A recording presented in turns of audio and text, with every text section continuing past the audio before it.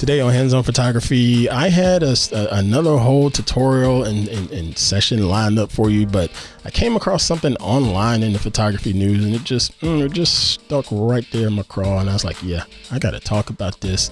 I need to share this with you, the Hands On Photography listeners. So y'all stay tuned and check out the show. Podcasts you love from people you trust. This is TWiT. This episode of Hands On Photography is brought to you by 8 Sleep. Good sleep is the ultimate game changer, and the pod cover is the ultimate sleep machine. Go to 8sleep.com/twit to check out the pod cover and save $150 at checkout.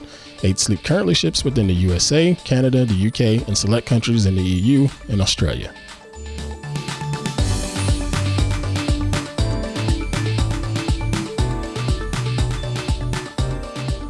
Hey, what's happening, everybody? I am Pruitt. This is Hands On Photography. I hope y'all are doing well. I am unbelievable as always. I'm going to sit down here and share different tips and tricks like I do each and every Thursday. That's going to help make you a better photographer and better post processor. Appreciate y'all joining me here on the network each and every week and subscribing in whatever podcast app you're using at this time. Subscribe on our YouTube channel, subscribe on Apple Podcasts, subscribe on Pocket. It doesn't matter. Just hit subscribe right now and share the show out with some other folks to help grow the Hands-On Photography community. And you can also check out the subscription options on the website, twit.tv/hop. That's twit.tv/HOP for Hands-On Photography. Now, this week, I'm not going to get into a tutorial or some tips and tricks. This is a bit of photography news that got my attention. I had something else in mind for today's episode, but this one just sort of stuck in my craw a bit. Is that the phrase? But anyway, so let's get into it. The last couple of years now, the photography community has seen a bit of up and down with some concern in the way social media has been handling photography in particular. So you had Instagram and you had Twitter, and it just seems to do nothing when it came to exposure or allowing more people to be able to discover photographers and their actual photography. Yes, and I mean that literally, photography. So then there was this big video push that happened, several months ago. You had TikTok and you had Instagram in particular that said, you know what, video is going to be first on our platforms, period. Well, Instagram said that. TikTok was already video only. So fine. Some photographers, they were able to take that challenge and move forward with it creatively. Kudos to them. With that said, the talk of community came up regarding photography. And don't get me wrong, I enjoyed the small, tight circle community that I've been able to build over the years as I got more and more into my photography and content creation. But with that said, I've also seen and experienced a little more lip service when it came to the photography community. People talk about community. They talk about it. Lots of folks talk about it, and then they don't do much living of the photography community, in my opinion. Now, you know how many Flickr groups I've joined over the years, or Discord servers I've joined over the last couple of years, all in the name of photography community? Too many that I care to admit. And sadly, it was nothing more than folks that just comment and argue about something like Sony versus Canon, or arguments around, quote, the best camera for beginners. And there was no real aspect of members learning from each other or helping each other, or better yet, getting up off their butts and going out together to take some photographs. I just don't get it. With that said, I did take a moment to rejoin Vero several months ago. Now, I say rejoin because when Vero first came out, I think it was like 2018 or something like that, I created an account, but I didn't really find the service useful for me at that time. So just a couple months ago, it became a hot topic again in the photography news because, in my opinion, Peter McKinnon spoke about it in his YouTube video. Peter McKinnon is a YouTube photography influencer, and he and other YouTube photography influencers said something about it in their videos. And no, I'm not clearly not a YouTube photography influencer. I promise you that. But anyway, Vero, it got hot again. I reopened my dormant account and posted a couple of photos and checked out some other photos and followed more photographers. And now I'm back to not posting there again. Now, I pretty much just go there to check out what Mr. Scott Bourne and Mr. Freddie Clark are posting, because they post some really, really fascinating stuff. But in all honesty, I tend to go back to Twitter and Instagram because I get a true sense of community there for my content, my work. I really don't know why, but I do. And there's a lot of arguments on me going to Instagram and using that versus, something like Vero or Glass or what have you. I promise you, I just don't get the whole community aspect from those other alternative apps. But when I log into Twitter or log into Instagram, there's always a gazillion notifications for me to go through, because there's interesting conversations, there's interesting questions, or things people share with me of note, or great photos people share with me. There's always something there, always. But yeah, I want to get into this whole community thing again. But first, I want to take just a few minutes to thank this week's fine sponsor, the folks over at 8 Sleep. Y'all just don't know. I'm so excited about this. This show is brought to you by 8 Sleep. Good sleep is the ultimate game changer, and the pod cover is the ultimate sleep machine.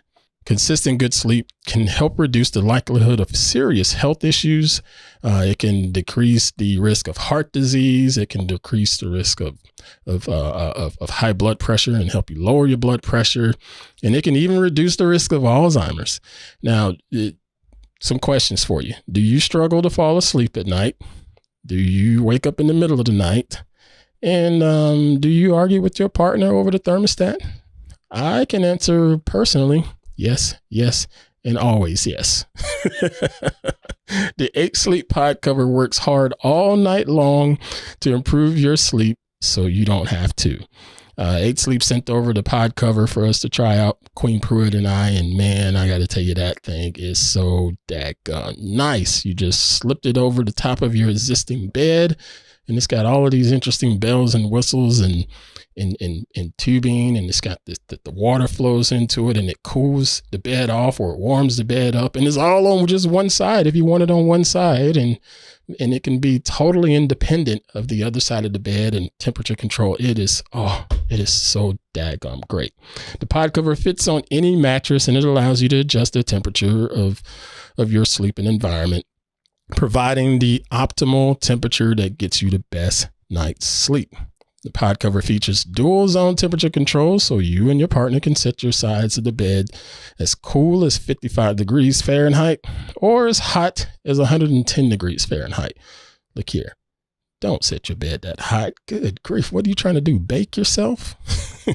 Based on your biometrics, the environment and sleep stages, the pod cover, it makes the temperature adjustments throughout the night that will limit waking up in the middle of the night and increase your percentage of more deep sleep.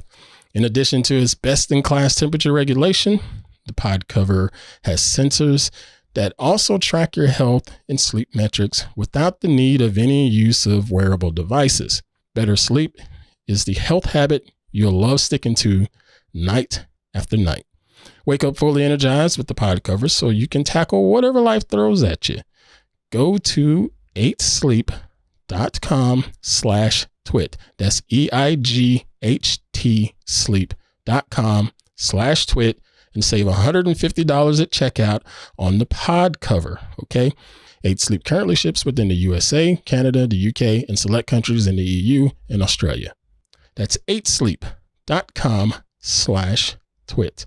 And I appreciate 8 Sleep for supporting me and for supporting hands-on photography. Now, so back to this whole community thing.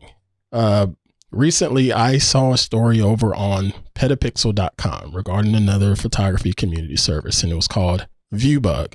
And Viewbug made the headlines because it's offering this way for photographers to make money, offer their images. Okay, but hold on. I'll get to that in a second. There's some other things I want to check out. Now, granted, at the time of this recording, I literally looked at Viewbug earlier today. Okay, that was my very first time looking at Viewbug earlier today. I'd never heard of it, just saw this article on Petapixel and said, okay, well, let me check this out. Now, Viewbug touts being a platform that's, quote, uniting the power of community in photography, okay, end quote. And as I scrolled over through the different pages of the website, I did see some stuff regarding photo challenges and portfolio and website services and NFTs and education, and even a way for brands to reach out to them and leverage them for photo contests. You know, say some of the folks at like, I don't know, Logitech or Blackmagic or Samsung or Nike had a contest, a photo contest that they wanted to do. They'd reach out to Viewbug and say, hey, can you administer this and get some folks interested in it and get the folks to submit their photos and manage all of that, and then just get us the photo when it's over with. They can handle that. I guess that's a good thing. I'm not sure on that. So, but anyway, the reason I saw Viewbug in the headlines, that's the main thing that I want to get out there is they were offering a service to help photographers make some money with their images, and it's called Viewbug Gigs. And I'm sorry for laughing, but it's just, oh no. Anyway, I'll get into it. It's called Viewbug Gigs, and it's an easy way for photographers to capture candid photos or special moments and earn some cash. Now, right there on their website, quote, see a romantic moment in the streets or cool kids having fun. Okay, get your camera, take the shot, share your QR code, and upload the photos to your account. We'll take care of the rest, end quote. Okay, so there's some good and bad in this, and I'm going to start with the good because you should always start with the good. The interface on this, again, I just looked at this for the very first time earlier today. Okay.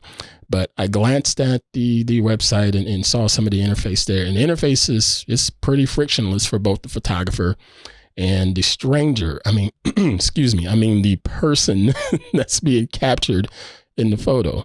So, think of all of the street performers in the major cities and how they're missing out on some extra cash because they don't have Venmo or Cash App. And I'm kidding. I say that in jest. I'm kidding. But you know what I'm saying. But yeah, this is something that I think would be pretty good for those different folks out there in the major cities. Yeah, the street performers are doing their things, but photographers can be out there too and capturing some cool images of visitors and tourists hanging out in the city. Okay. I think about like Las Vegas and New York City in particular, especially Las Vegas. I love going to Vegas for CES and other things, and going down to the Strip and going to Fremont Street. And the images that I'm able to capture there have always been just so daggone fun to capture. And they always look great because it's just so many stories there with all of the people there. And they tell great stories in that version of street photography. Okay. So that's good stuff. And again, it's frictionless. You can get good images and you can earn some money for some good shots. Now, the bad. There's two things. There's two C words, actually. Confrontation and conflict of interest. Now, I've spoken about street photography here on the show and how photographers do have rights to capture photos in public places, but there's definitely a stigma attached to it. Attached to cameras being on the streets by the masses, if you will. Some folks really get leery when they see a camera and they decide to just cover their face, or even worse, they'll get violently rude towards the photographer and wig out, if you will. If your motive is to get out there and shoot more photos because extra cash and that current revenue well is run dry, I'm pretty sure you're going to get out there and have that camera up to your face a lot, because you're trying to get your hustle on and you're trying to get as many photographs as you possibly can to boost that law of averages, if you will, so you can get paid a little bit more likely. Now, And that camera is going to be up to your face and people are going to see you. And some folks, they're probably going to freak out. You know, those privacy conscious folks, they're going to see you and they can either duck and run or, you know, cover their face or what have you. Or heck, some of them, they just might decide to just cause some trouble. Even though you have the rights, I might add, they still may want to cause some trouble. So now, let's think about this scenario, because I just came across my mind. And just picture this. You're out in this big city or what have you, and they have this restaurant that has outdoor dining. You see some folks sitting at that table outside and they're just laughing and giggling and what have you. And they have their wine glasses and they're just having a good old time, and they pick up the wine glasses and tip them towards each other. And you just happen to be close enough with your camera and you snap that shutter and capture that frame. And it's the perfect image of that, you know, that whole quote of living your best life. And you're just like, wow, I got this. This is a beautiful shot. So then you walk on over to their table and you say, hey, excuse me, sir, or excuse me, ma'am, or ladies or gentlemen. But I got this photo of y'all right now, and it just looks great. Y'all look great. This photo looks great. Man, it's such an awesome shot. Would you like to buy it? Look, boy, that moment right there, that moment can go really well, or it can go very, very badly for you right there. Personally, I'm not sure how I feel about this. I'm a photographer and I'm all about photographers and creative artists alike, just getting paid and earning a living just as much as anyone else is, you know. If you're a creative artist and you're out there doing the work, you should be paid for your work. I strongly feel that way. But I personally have my own reservations on how I, as a photographer and a content creator, will go about earning those extra dollars. That's just me. I'm not going to do it the same way every other photographer does, but you know, you do you. So what are your thoughts? I know you folks here in the hands-on photography community, most of you are beginner photographers, and there's a handful of you that are intermediate and fairly skilled. There's no pros in this community, and that's totally fine, because I didn't design this show for the pros. But, you know, as a beginner photographer or an intermediate photographer, what are your thoughts on this whole Viewbug Gigs and that service?